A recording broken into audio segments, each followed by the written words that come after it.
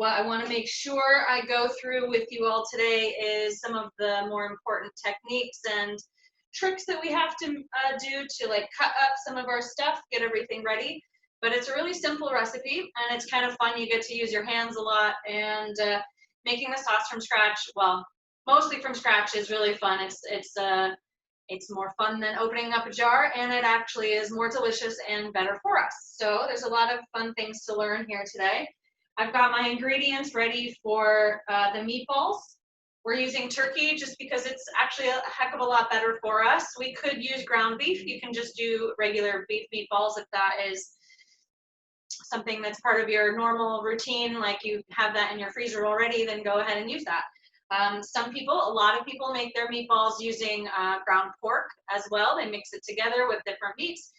And that's really, really delicious, but not necessarily the best thing for us, and not everybody eats pork. So ground turkey is a much healthier version, but it can still be really full of flavor and really fun to make. So if anybody does have any questions as we're going along, you can chat, excuse me, type it into the chat box. I've got it opened on my screen so I can see it at all times if you have any questions that can kind of wait. But if you're cooking with me and you have a question that like needs to be answered right away, go ahead and unmute yourself, ask the question, and then remember to put yourself back on mute, okay? We also want to be really respectful when we're in these Zoom classes, so try not to be doing a whole lot of other stuff. If you're here to just kind of focus and hang out with us, that's awesome. If you've got your camera on so I can see what you're doing, that's helpful. If you're just kind of hanging out, then you don't have to have your camera on. You do whatever feels comfortable for you. So we're going to get started so we don't run out of all of our time. I have got my ground turkey. The recipe calls for 1.5 pounds, which makes a good amount of meatballs for a whole family to eat. I'm just going to be using 1 pound because I'm just one person. So I'm going to be minimizing some of my ingredients just a little bit. So I'm using a little bit less breadcrumbs and a little bit less Parmesan, but I'm making the same recipe, just a little bit less. So you can see that if you guys only want to make 1 pound's worth, that's usually what a package of ground turkey equals, is usually 1 pound. So it's up to you how many you want to make. We can kind of walk through it together. The first thing that you need to do to put the meatballs together is get all of your prep ready to go. So I've got breadcrumbs. We're using panko breadcrumbs. You can use regular Italian seasoned breadcrumbs, that's fine. The panko breadcrumbs are a little bit better for us because they don't have a lot of seasoning added to them. They don't have any salt added. It's just breadcrumbs. And it's really simple and plain, and so it doesn't change the flavor of the food that we're cooking. So I really like using panko for almost anything whenever I need breadcrumbs. It's a Japanese style breadcrumb, so you can have that little bit of information. I've got Parmesan cheese, just regular grated Parmesan. You can use shredded Parmesan or shaved Parmesan. It doesn't really matter. It's all going to get mixed together in the end. I have already got my minced onion and garlic. It's just a 1/4 cup of minced onion and 2 tablespoons of garlic, and then 1 egg already beaten. But I can go through and show you a couple of tricks for how to chop that onion and garlic really well, so that if you need to prep your onion and garlic now, you still have plenty of time. So I'm going to show, I've got onions, I've got garlic. We need more onion and garlic for our sauce later. We're going to be putting smashed garlic and whole onion into our sauce. So I'm going to show you the easiest and fastest way to get garlic unpeeled and to get it already kind of a head start to chopping your garlic is to smash it. So you can use your knife, or you can use a bowl or any kind of hard surface like the bottom of a pan or the bottom of a bowl. What I use is the flat part of my knife close to the handle. I keep the blade away from me so it's safe. And I press down really hard on that clove of garlic, and it smashes it up.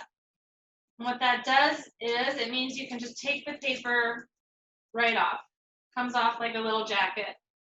Otherwise, it can be really time-consuming and annoying to try to get that paper off. So just giving it a good smash and cut off that little stem piece, because that's not really that fun to eat. It's like eating a stick. You don't want to do that. And then you've got your clove of garlic smashed and peeled and ready to chop. So to mince that up, you can use a garlic press, I don't know if you have a garlic press in your house, it might look something like this. This is another new one someone just gave me because I always say garlic presses don't work that well. So someone gave me this one to try it. Let's try it. You can put it in the garlic press and press down on it really hard, and all the garlic will squeeze out of those little holes. The problem with these and why I don't really like them very much, I'll show you. All that garlic comes out, and that's very nice. You've got a lot of good garlic there, but you can see inside, there's still a lot of garlic. It's a big waste of garlic to me. I don't really like wasting garlic because I love it so much. It tastes so good, and it needs to go inside the food, not get stuck inside the garlic press. If you have a garlic press, though, that's fine because it gives you a good head start, and you can press out most of it, and then you take the rest of it out and you can chop that up with your knife. Or you just chop all of it up with your knife by holding it very carefully in one hand and bringing your knife down, keeping the tip of the knife on the cutting board at all times, and just chopping it into teeny tiny pieces.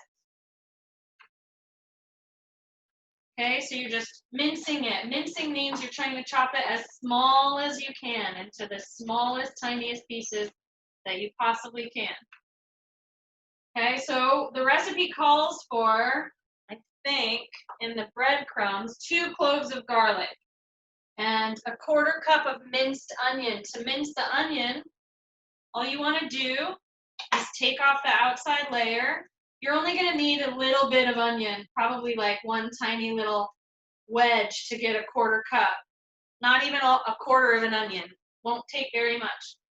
So it already has lots and lots of layers in it. So you're going to use those layers to help you. To cut the onion, you want to slice it. You leave the root attached. Okay, that's going to help make it so it doesn't go all over your cutting board. It's going to stay together. I'm going to put little slices into it, but not going all the way back. Trying to maintain the root attached at the back. So it's still whole, it just looks like a flower now. Still attached at the bottom. Then we cut across those cuts, keeping your fingertips very safe. You just chop down across those little cuts that we already made, and you get nice diced tiny onion. You can go nice and slow and steady if you need to when you're chopping things. You want to be very careful. The more you do it, the more you get confident with the knife, and you can go faster and faster like I do, but you want to be very, very, very careful. Once you have the onions kind of small diced, then you can always go back through and chop them up even smaller. That's what we want. Really, really teeny tiny diced onion. The finer they're minced, the more it's going to just be like onion flavor instead of biting into chunky raw onion. Okay? So if you have a little bit of onion on your board, it doesn't even matter if it comes out like a nice dice. All that you're trying to do is chop it up really, really small. So you keep your hand on top of your knife where it's safe, and you're holding your knife on the cutting board so that you're just going back and forth over the onions over and over and over again until you get a nice small chopped onion. It doesn't have to be a perfect square. It doesn't matter what it looks like.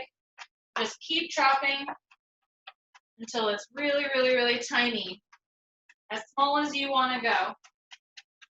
I like to go really, really small, finely minced onion inside the meatballs so that when you bite into the meatball, it's not just a chunky onion. Kind of not that pleasant to eat. Okay, so I've got garlic and onion already done. The Parmesan is just, you measure that out, you measure out your panko, and then you need to have 1 egg.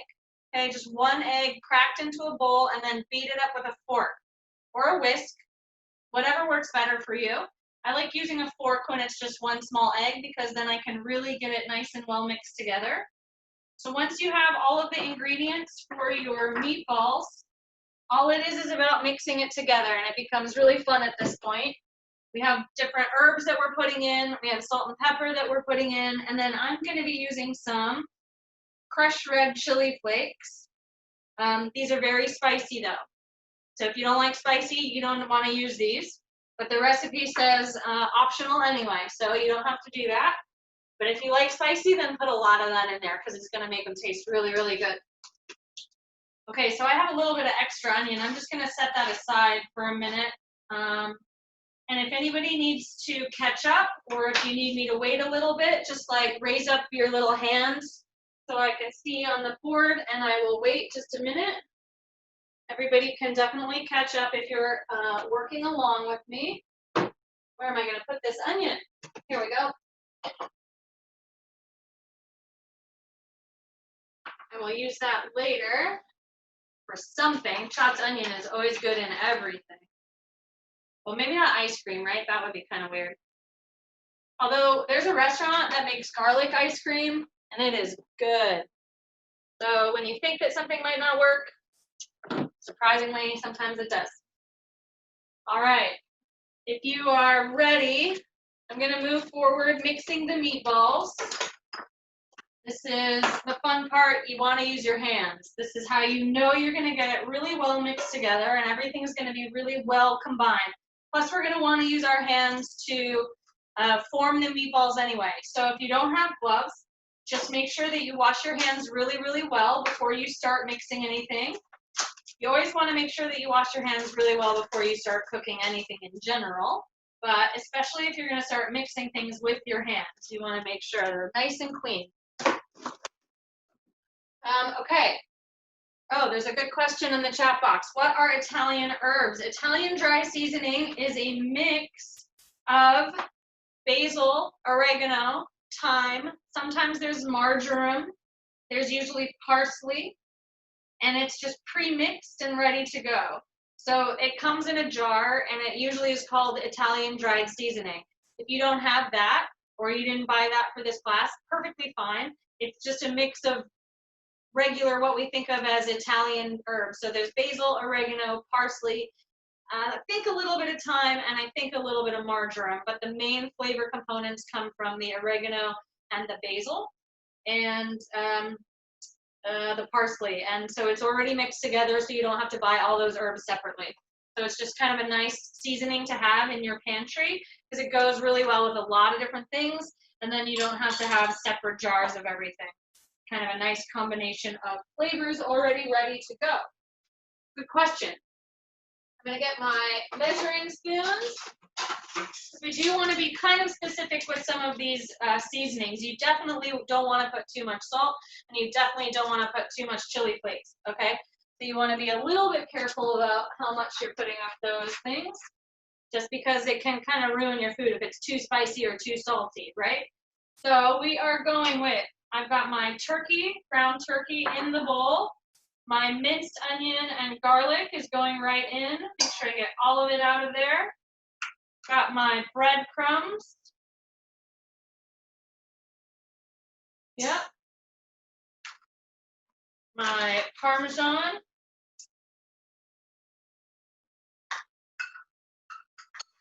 Going to add in, calls for 3 tablespoons of Italian seasoning. That's where a lot of our flavor is coming from. I'm only going to be doing 2 just because of the limited amount of turkey that I'm using. But this is not one of those things. If you put a little extra or a little less, it's okay. The Italian seasoning is not, it doesn't have any added salt in it, and it doesn't have any spicy stuff in it. So it's not going to really, it's only going to make it more flavorful, full of herbs if you put extra dried herbs in. But this one I'm putting in now is the red pepper flakes. This is definitely optional. You don't have to use it. I like spicy things, like I said, so I'm going to put in a large pinch of that. That is because I'm really into spicy food. I really like it. Helps clear up your sinuses. Okay, 1.5 teaspoons of kosher salt. This is really key. You can use sea salt or table salt. That's totally fine. And you want to be careful that it's really an exact, like 1 teaspoon, not a big heaping pile of salt. You want to measure it out really carefully. So I'm just going to do 1 because I'm limiting my amount. 1/2 teaspoon of pepper. You can always put extra pepper if you like pepper. Pepper is another thing that makes food a little bit spicy, but more like in a savory flavored way. It will change the taste of the food if you put a lot of it in there, but if you like that flavor, then go for it. You can put as much pepper as you want. So I've got all my seasoning, salt, pepper, breadcrumbs, onion, garlic, Italian herbs, pepper flakes, turkey. All that I'm missing is my egg and my olive oil, and that's going to be what's going to help moisten it all up, make it wet and bind together. The breadcrumbs are going to absorb the eggs and the oil, and it's going to hold it all together really nicely. So it calls for 3 tablespoons of olive oil. I'm just going to do 2 because I'm limiting mine, but if you're doing a full batch, it's 3 tablespoons. And if you have an extra virgin olive oil, that would be best, just because it's the cleanest and it's the lightest in flavor, but it still has a really good, healthy fat component to it. Not all fat is bad for us. And then I've got 1 egg that I'm putting in there. I used a medium egg, so it's actually already smaller than yours. You should be using a large egg.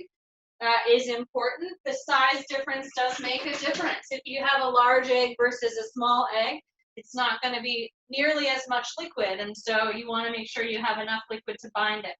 So this is the really fun part. I'm going to get my hands in there and squish it all together. That's literally what you want to do. You want to squish it. You kind of like fold it and squish it together. You bring it together and squish it in between your fingers, and squish it, and you just keep mixing it and make sure all the breadcrumbs and all the cheese, everything gets squished into it, and you just keep folding it on top of itself and squishing it down. Eventually, it's going to feel drier than it was when it started because the breadcrumbs are starting to already absorb all of our liquid, and it's starting to come together as a bound item, which means that I can't like pull it apart. It sticks together on its own. Okay, it's holding together, and it will hold its shape once we form it into our meatballs. Okay, so once it looks like all of this stuff has been evenly dispersed, there's no more loose egg or liquid that's in the bottom of the pan. Everything is just a solid combination and mixture of stuff. Then you're done. That's all you're going for. You want to.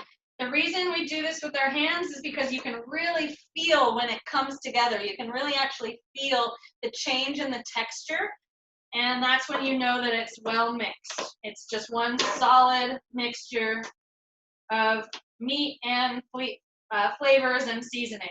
Okay, and this is now the other fun part. We're going to shape this into the meatballs. If you have a cookie scooper or like a big spoon that works for ice cream scoops, that's great. You definitely don't have to have any kind of special tools for this. We're just going to get a plate. We need to have something to put them on, because when we shape these meatballs, we're going to put them into the fridge really quickly while we make our sauce. We want the meatballs to be as cold as possible before they go into the sauce. Getting them into the refrigerator is going to really help them stay together even more when they start to cook. If you don't have a very well mixed mixture and they're not bound together and they're not cold, like if they're really, really warm, you just let them sit out all day and then you put them in the sauce, all that's going to happen is the meat is going to disintegrate into little pieces, and then it's going to just kind of be like a ground turkey sauce instead of meatball sauce, okay? So we want to make sure that our meatballs stay together nicely. And so when they're cold, that helps the process, okay? So to make the meatballs, like I said, if you have a scoop, that's great, but you don't need one. If you want to make them big, cool. The only thing is it'll take longer to cook all the way through into the middle. So the smaller you make the meatballs, the faster they're going to cook, which for me is always a selling point. I want them to cook fast, right? So I'm going to make them just about like 1 spoonful size, basically as much as I can grab with my fingers.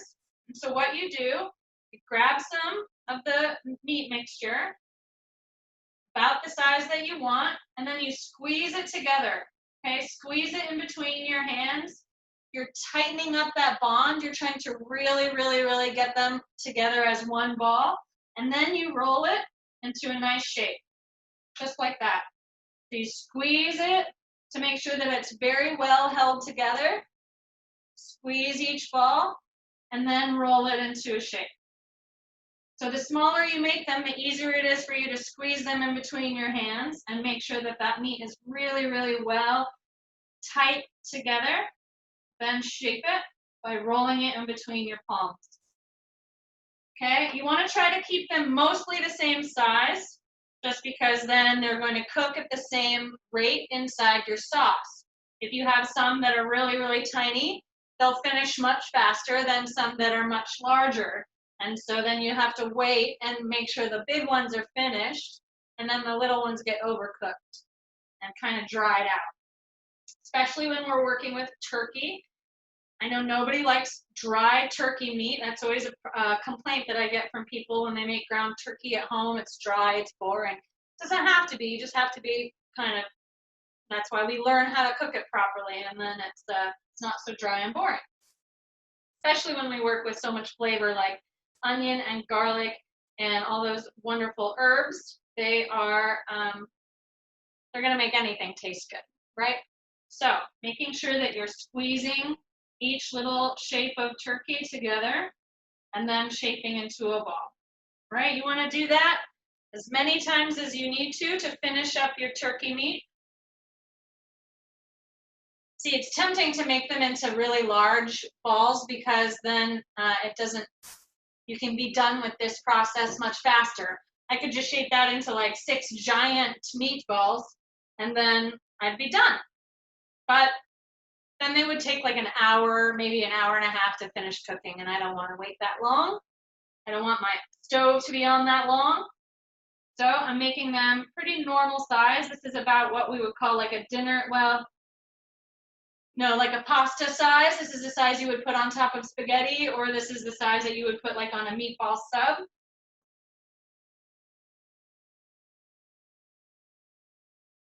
If there are any other questions, go ahead and type it into the box. If you guys are not participating or watching, if you could maybe kind of stop.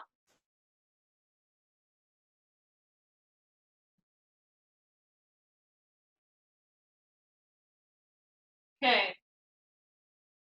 Just making sure that all of them are pretty even in size. It does not matter at all if they are even in shape. Like if they're not all perfect circles, that's all right. They definitely don't have to be. In fact, the more rustic they look, then the more homemade they look. So you want to make sure that you're just having fun, not worrying about perfection here. Oh, my hand got a little bit sweaty and it's hard to put the glove on after that. Okay. Just have a few more to finish here, and then I want to get the sauce going. Once we get these in the fridge, we can get that sauce going. And then once the sauce is going, basically all we do is we put the meatballs in the sauce and let them cook. So at that point, class will probably be over, and I'll just have to show a picture of what my meatballs look like when they're done. And you guys can send me a picture of what your meatballs look like when they're done. I wanted to make sure that we went a little bit slower today so that there was no rush on any of the prep items if you were following along. But I do want to make sure that you see some of the more important techniques here in terms of making all of the different parts to the recipe. So got just enough to make 2 more. Gonna finish this up, squeeze it nice and tight there. Okay, last one for me.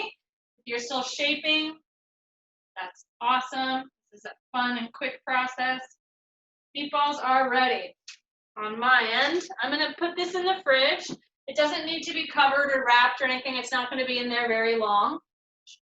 But if we can keep it in there for maybe 10 minutes, then that will help the process a lot once we start cooking them. So I have to find a space. Let's see.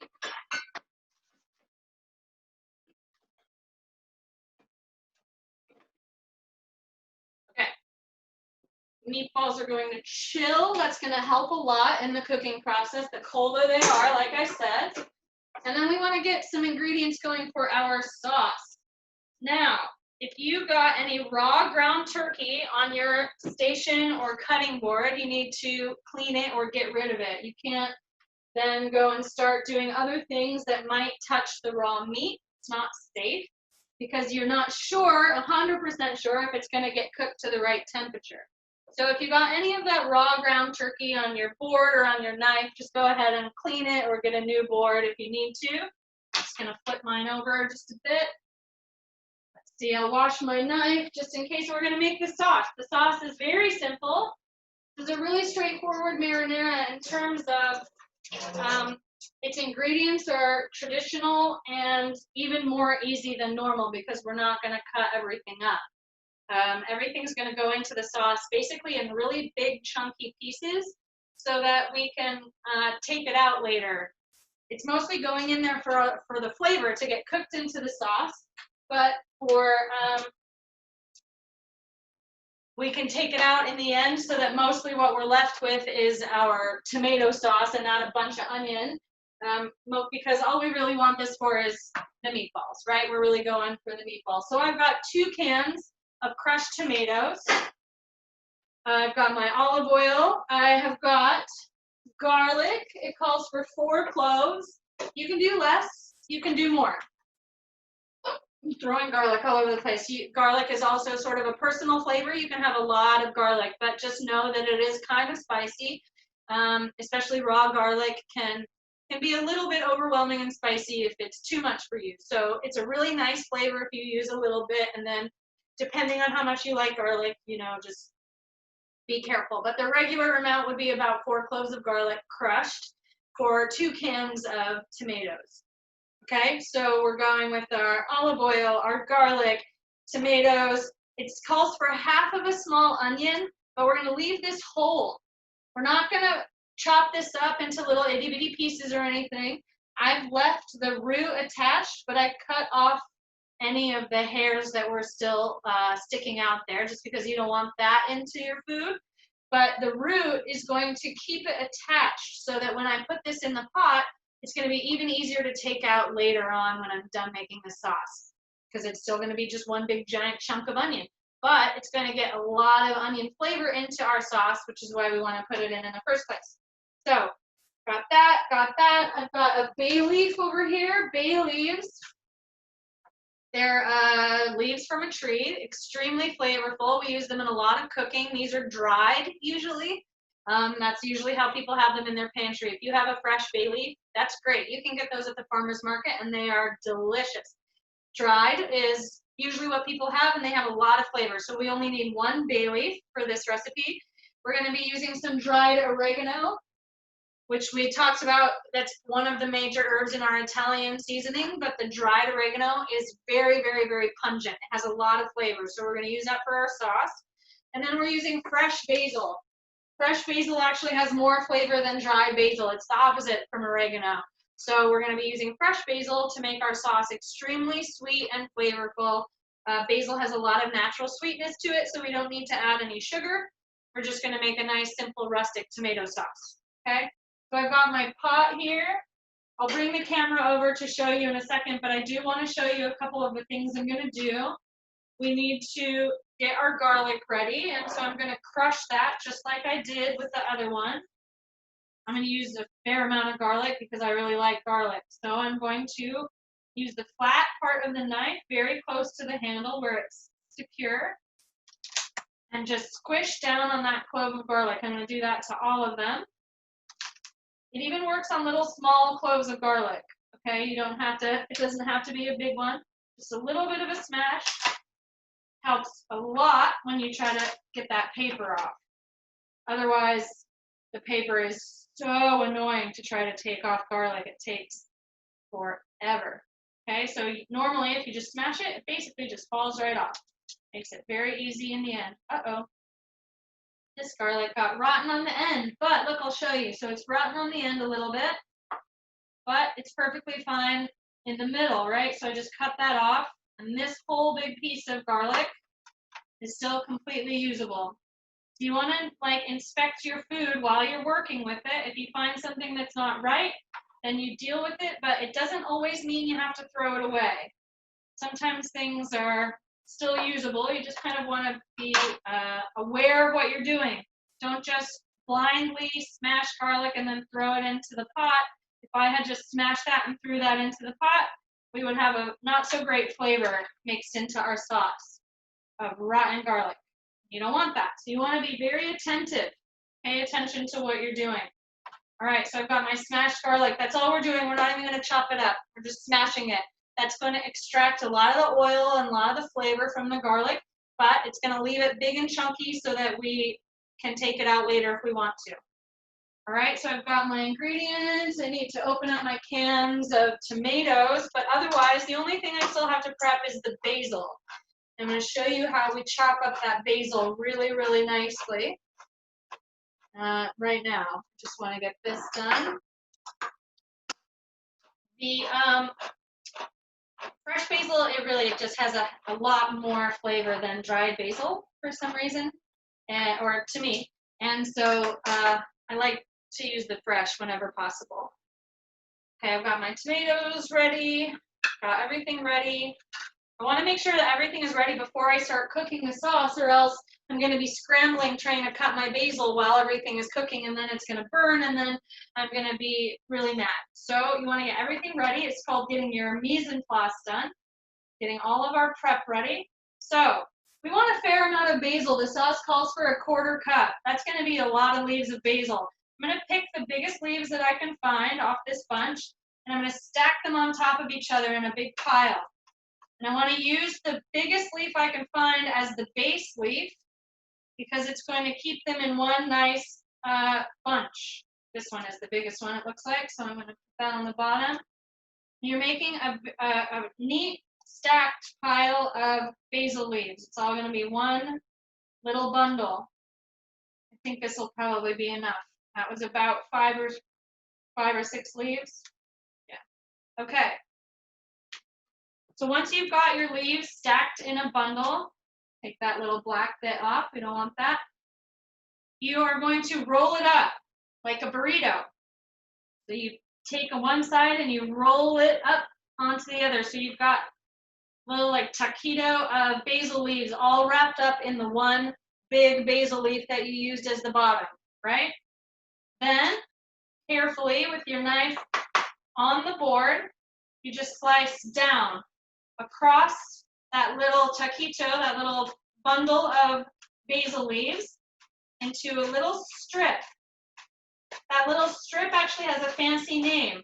What we're doing here is called chiffonade. It's a French word for ribbon. So that chiffonade of basil, you actually see that a lot on fancy plates of food. That people use a chiffonade of herbs as a garnish a lot. I'm saying, no, you won't. I'm going to ask you guys to try to always leave yourself on mute unless you have a specific question, all right? Thanks, guys. Just so we can keep going. Once you have your chiffonade of basil, you've got your little ribbons that you get from cutting across that nice bundle. That bundle is what helps keep it together, so you can cut it all nice and tight and neatly. Then you can pull that into a neat little pile, keeping your hand on your knife safely on the cutting board. Then you can just chop this chiffonade basil up into little bitty pieces. And once you've got your chopped basil, we're ready to make our sauce. It doesn't have to be chopped super small. Having some nice fresh basil in the sauce is actually kind of nice. So just going for rough chop. After I chiffonade, then I just got a little rough chop, and that is it. Got our 1/4 cup of basil, and we're going to start making our sauce. So let me move the camera so you guys can see this process. We are going to heat our pot over medium heat, and then we're going to add our olive oil. You want to let the pan get a little bit warm before you immediately put in the oil. I think I've said this before, maybe not. It's called ha-ha your pan. Heat the pan, add the oil, heat the oil, add the food. So you're ha-haing the pan. Get it? Ha-ha, H-A-H-A. So I'm going to let the pan get just a little bit warm before I add the oil. And then I'm going to let the oil get a little bit warm before I add in the food. If I put in the food to the cold oil, it would just get kind of steamy and soggy. If I put in the oil to the cold pan, it's going to take even longer for it to start getting hot and ready for me. So if I just take that extra 20 seconds to let the pan get hot, then I add the oil. I'm adding, what are we working with here? About 2 teaspoons.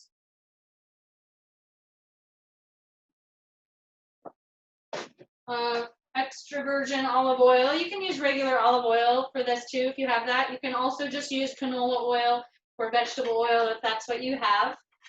All of those are good, like healthy oils for our body. They're okay. So you let the oil get a little bit warm, and then we're going to be adding in our garlic. We're adding in those crushed cloves of garlic until we can smell it. So you'll see a lot of recipes that say saute the onions or saute the garlic until fragrant. And that means until you can smell it really, really strongly, until it smells really, really good. And the aroma is starting to come out of the pan and it is becoming fragrant. And so we want to let these garlic kind of start to warm up in the oil as it all warms up together. Oh, I got a little piece of basil in there already. That's okay. It's not little pieces, so it's not going to burn very quickly or badly, but burnt garlic is not a fun flavor. So you want to kind of make sure that it's not burning on one side or the other, but that's why also we're not chopping it up into teeny, teeny, teeny, tiny pieces of garlic, because then it's going to just kind of get sauteed out, and it's going to make the oil taste like garlic oil. It's going to become really flavorful and aromatic. I can smell the garlic. It's starting to really come out of the pan. It's starting to become very fragrant.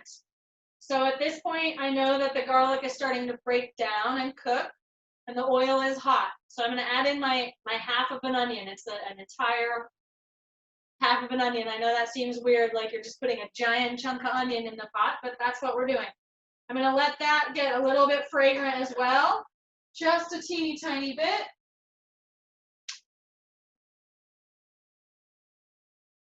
We're going to add in all of our other stuff, our tomatoes, salt, pepper, oregano, basil, and bay leaf. So making sure that you have everything ready to go. You're going to start adding all of that stuff in. So we have 2 cans of crushed tomatoes. Your pan is hot, right? It's on medium heat, so it's already hot. That oil is hot. If you pour this in and you're too close to it, it could splatter up or spit at you. You don't want to have some spit tomato sauce in your face, so you want to be careful.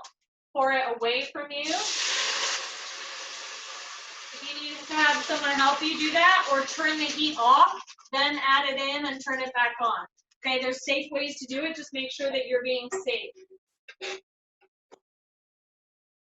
2 cans of crushed tomato. We want to make sure we have plenty of sauce so that all of our meatballs get submerged. We don't want any of those meatballs to be floating on the top. They need to be underneath the sauce so that they get fully cooked. Sure, get these away. Okay. Got our tomatoes, our onions, and garlic, but we need a lot more flavor in here before we're done. So we're going to add our bay leaf. It calls for 1 teaspoon dried oregano.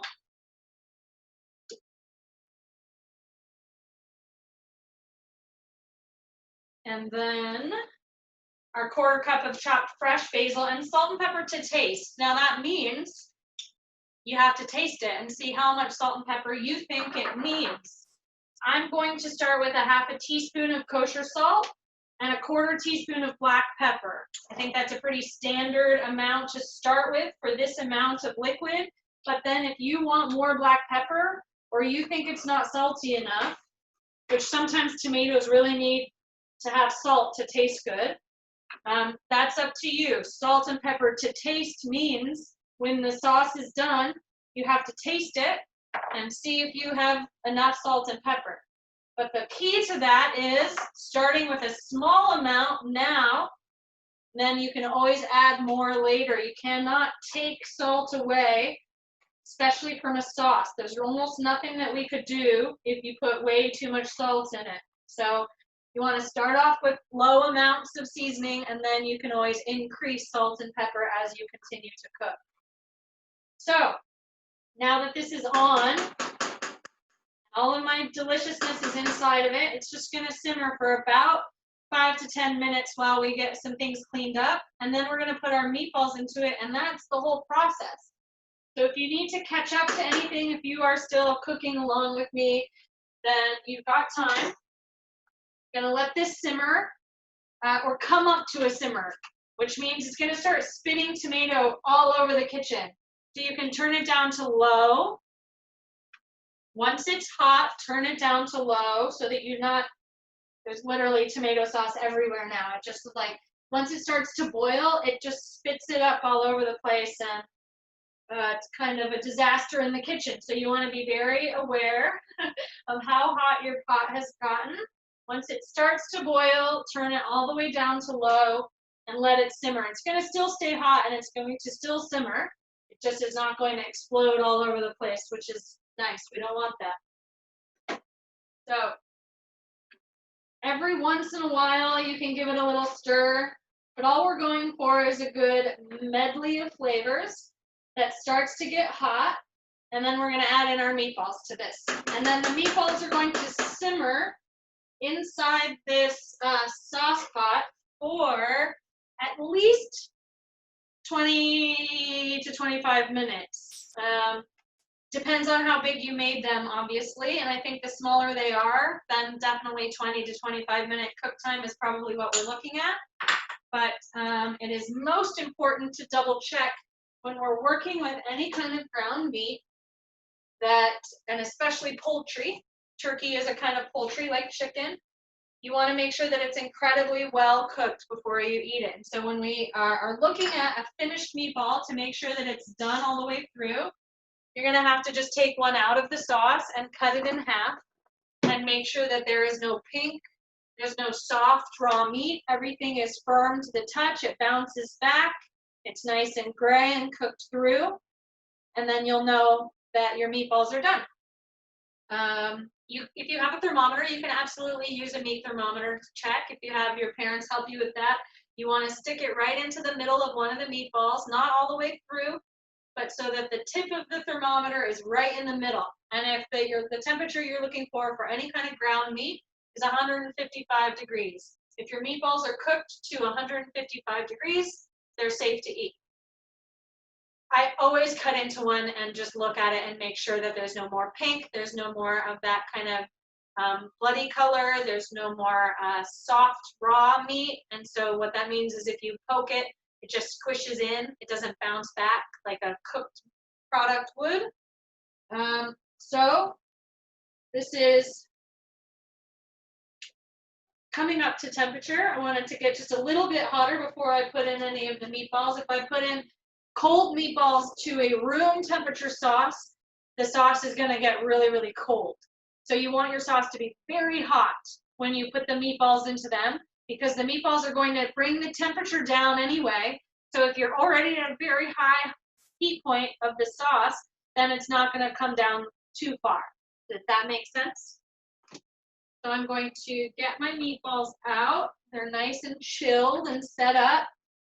We're not going to just dump them into our sauce. That would make a huge mess, and we would probably ruin the shape of some of those nice meatballs that we made. So I'm going to use tongs. Tongs are a chef's best friend. As you learn to cook more and more, these are some of the most handy tool that you can have other than your hands, because it becomes like a metal hand. And wouldn't we all love to have a metal hand in the kitchen? Then I could just grab those meatballs right out of the sauce and not burn myself. But that's what tongs are for. So that's also a thing. If you notice any professional chefs pick up a pair of tongs, they will always click them at least twice. It's just a thing that we do. You can't grab some tongs and not click them together. It's just so if you see anybody do that, then they probably worked in a kitchen at some point. It's just a thing that we do. Okay, I've got some good bubbles. I've got some tomato sauce spitting all over the place. I am hot and ready. So what I'm going to do is individually put each meatball in one at a time, just right into the sauce. Just going to place them in there. That's why we used a big pot, so that you can make sure there's plenty of space for all of the meatballs that you made. You want to kind of tuck it under, make sure that the sauce covers it up all the way. It's going to help make sure that it gets cooked evenly. If you had any of the raw meat still sticking out from the top, then that would not get cooked all the way through, just like the rest. You want to make sure that it's nice and even. I think I'm getting pretty close in here, running out of space, but just jiggle them in. Got all of my meatballs in. So you want to kind of give the sauce a little shake. I'm not lifting it up. It's still right on the stove. Just giving it a little shake. Sorry if that's loud. To make sure that the sauce evens out and covers up all of the meatballs. You can see that the only thing sticking up here now is that onion. I've got some bubbling action, but it's pretty low because I've got it on a low simmer heat. And then this is going to cook now for the next 20 to 30 minutes, depending on how. I made those a little bit big, so it might take half an hour or so for them to finish cooking all the way through. Clearly, we don't have that much time left in class. There's only about 10 minutes left in the session, so I'm going to have to show you what they look like finished. Should we chop small? Yes. Good question about the basil. I'm sorry I didn't see that. You want to chop that pretty small and no stems. Basil stems are not, I think they're technically edible. They're not toxic, but they're very woody. It would be like chewing on like a fresh stick or like, I don't know. You don't really necessarily want to eat basil stems. Other softer herb stems like cilantro or parsley, those are edible and you can chop those up into different things. But basil stems are a little bit more woody and it's not as pleasant to eat. Too much fiber. Too many fibers in that. It's more of a branch, if that makes sense. So you want to chop up just the leaves, nice and small. I hope that that demonstration of how I did that helped, but if you have any more questions about that, feel free to ask. Just gonna let this do its thing. I don't want to put on a lid. You can put on a lid just to help prevent some of the tomato sauce from going all over your stovetop, but leave it on a tilt. Leave a little bit of a gap open so that the steam can escape. You don't want to enclose all of the steam inside the pot, otherwise it will become actually too liquidy, too watery. Some of the turkey is going to release water and our sauce is going to become thinner. It's going to become a little bit watery, and that's fine. But if you put the lid on, then all of the condensation that builds up inside of the pot is just going to come back into the sauce and you're going to have a lot of watery sauce. So no lid. It's going to help evaporate some of the water out of it as it cooks, but keep it on as low as your stovetop will go. And every once in a while, maybe every 5 minutes or so, you can give the sauce a little stir, but you're not trying to break up those meatballs. You want to be extremely delicate. So you don't stir with the tongs, stir with that wooden spoon or a big spatula that you were using. And just go around the sides. See how I'm just going around the sides of the pot, making sure that nothing is sticking, just kind of giving everything a little jiggle, just kind of arranging things. But you want to leave the meatballs alone. They kind of need to do their thing. And there's a lot of them packed into that pot right now, depending on the size of the pot that you used. And so you can just let them cook. Now this is the kind of a fun part, at least for me. You can leave this on low and you can let it cook for an hour. It's not going to be like bad for the meatballs if they get well done because they're cooking inside of the sauce. They're just going to slow cook and be inside that sauce. So you could do this in a crock pot, which I know some families have. You could set, if you have your sauce made and you have your meatballs made, you could put it in a crock pot and turn it on low and then like leave it for 4 hours and just come back to some really delicious meatballs that have been soaking in sauce for a long time. You don't have to cook it that long though. So the point is, as soon as the meatballs are done inside, they're ready to eat. So you can have dinner in, you know, maybe an hour.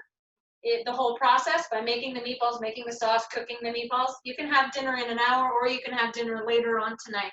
If you want to make this earlier on in the day, put it in your crock pot and you know, go hang out in the backyard, do other things with your time, and then come back to it, and they'll be really, really tasty.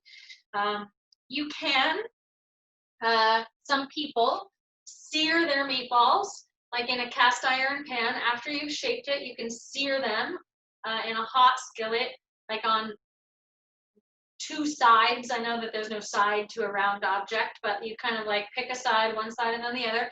And that does actually help keep them together a little bit while they cook in the sauce, although it's not necessary. What it does do though is add a lot of flavor. So that caramelization effect, if you want to sear the meatball, it adds just extra caramelized flavor. You've created a depth of savory flavors by searing the meat with its seasoning. And so if you wanted to do that, you absolutely can, but it's not necessary. You still have tons of good flavor. And just by putting it in the pot, you can now do other things. You can make pasta. This goes really well, obviously, traditionally with spaghetti. You can get whole wheat pasta. They even make pasta out of lentils now, so you can have tons of protein packed into your food. I personally just like to eat meatballs with the sauce and a big plate of vegetables on the side, and then maybe a little bit of bread, so I can dip it into the sauce and eat it like an open-faced meatball sandwich, if that makes sense. I really love crusty Italian bread with sauce all over it. Anything that you can like clean the plate at the end of the meal is one of my favorite kinds of meals. If there are any other questions, please don't hesitate. And we still have about 5-6 minutes, so I'm not kicking anybody out. But this is literally all that's going to happen now. They're going to cook, they're going to simmer until they are done. And the best way to tell if they're done was what? Cut it in half and take a look at it. Your eyes and your nose and your fingers and your senses are the best way to tell how things are going in the kitchen when you're cooking. And the most important sense that you can use is your sense of taste. So tasting the sauce to make sure that it's seasoned properly, tasting the meatball at the end after you make sure it's cooked to make sure that it's not salty enough. If it needs a little bit more pepper, you can always add more to the sauce. If you think that it doesn't have enough herb flavoring, then you can always add more chopped basil. So there's ways that you can tweak things. There's ways that you can always make it even better or more the way that you like it. And that's the most important thing about learning how to cook for yourself. As you grow up, as you get older, as you have families and friends, even if it's something as simple as meatballs in sauce, being able to cook for each other is one of the greatest things that you can do. So much fun. And also then you can survive, you know, being able to feed yourself is so much better than just going out to eat every single meal. It's healthier, it's more fulfilling, it's usually more seasonal, and a lot more affordable when you make things from scratch, just as a little side note for some of those things. So they're just going to simmer in the sauce for a decent amount of time. You need to just cook them until they are done. If your sauce is not hot enough on low, you can turn the heat up to about medium low, but then you might want to loosely cover it with a lid, letting the steam escape, but not letting all the tomato sauce splatter all over your kitchen. So that would look like this. If I wanted to, I would put a lid on about that. So the steam would still be able to escape. Can you see how it's not on tight? But it would prohibit some of that splattering to happen all over the kitchen. Okay? So that's one method that you can do if you wanted to get your sauce going a little bit at a higher temperature to cook them faster. You can do that. Just don't close it all the way, because then you're going to get too much steam built up inside the pot. And you have too much condensation. But even just like this amount of coverage not only helps keep your kitchen cleaner, but it will actually increase the heat inside the pot. It creates more of an incubation zone, and so the heat builds up without escaping. It's like a science project and a math project and an art project, and then you get to eat it. This is why cooking is my favorite thing. It's all of the fun stuff wrapped up into one. And yes, I just said science projects and math projects are fun because they are. One day you'll think the same too. So that's really the turkey meatballs and marinara sauce, you guys. If there are any other questions or if you wanted to show me anything, I would love to see it. If you do make this, please let me know how it turns out. Send us some pictures. We don't necessarily have to put your name on Instagram, but I love to show everybody how well all of our participants are doing. This is going to be dinner for me for the next 3 or 4 days, and that's fantastic. It's going to go really well with pasta. Like I said, crusty bread. Sometimes I'll make a sandwich or a wrap out of the meatballs. Sometimes I just eat them with roasted veggies. Sometimes I just eat them by themselves because they're so delicious. Sometimes at the end of the week, if I only have 3 or 4 meatballs left over, I'm going to chop them all up and mix them into the sauce, and then I just have like a bolognese, basically like a meatball meat sauce, like it's a bolognese, except instead of ground meat, I'm using chopped up meatball. So there's a lot of different ways that you can use this in your house. It's really great for meal prep. And the last thing I'll say about these meatballs, they actually freeze pretty great. So if you make it in the sauce and then you put it in a container and let it cool down to room temperature, always make sure anything you're trying to put away in the fridge cools down to room temperature first. Then you can put it in the freezer, wrapped up tight in a container, and you can have portions of meatballs and marinara ready to go. So we just thaw it out, maybe pull it out the day before you want to use it, or you can take it out of the freezer and put it in a safe container and microwave it, and you've got dinner and a snack. Okay, so there's a lot of different ways that you can use this. Where do you upload pictures? Great question. So you can send them to me if you have Instagram. You can send them to me on our Instagram channel, which is at UCLA Teaching Kitchen. So if you have an Instagram account, just send them to me from your Instagram at UCLA Teaching Kitchen. If you don't have Instagram or if you don't want to use that, that's understandable. Send it to me at the email that I communicate with you guys for the classes. I'm just J Roten, that's Julia Roten, that's me, at recreation.ucla.edu. I can type in my email into the chat box so you can see it. Should it be simmering? Yes, it should be simmering. So that just means small bubbles. I'll type my email, I'm not gonna forget. Small bubbles like this. You see how there's little bubbles kind of all over the surface of the tomato sauce? Can you see that? Small bubbles is simmering. If it were big bubbles and it were spitting all over the place, that would be boiling. But you see how those small bubbles are just kind of bubbling away? That's a simmer. You want to leave it at that simmer for the next 20 to 30 minutes or so, depending on how big you made the meatballs. Most importantly, to make sure that they are cooked all the way through. Okay, so I've got some tomato sauce to clean up over there. I'm going to type in my email address. J.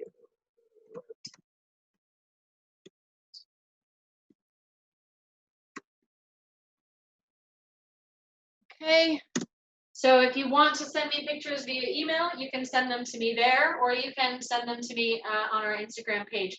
And let me know if you want me to use your name or anything like that. Usually when people send me photos, I just post them and say, like, look at what an amazing participant made in class, or look what our awesome class member made today. I don't want to put your names on social media. That's, you know, I don't want you to get any kind of weird attention, especially for kids. But if you want us to share your photos, then please send them to me, and I'll just, if you want me to put your names on there, then send them to me with your Instagram account, and I'll tag you in it. Either way, it's really up to you and your parents and how you want to do that.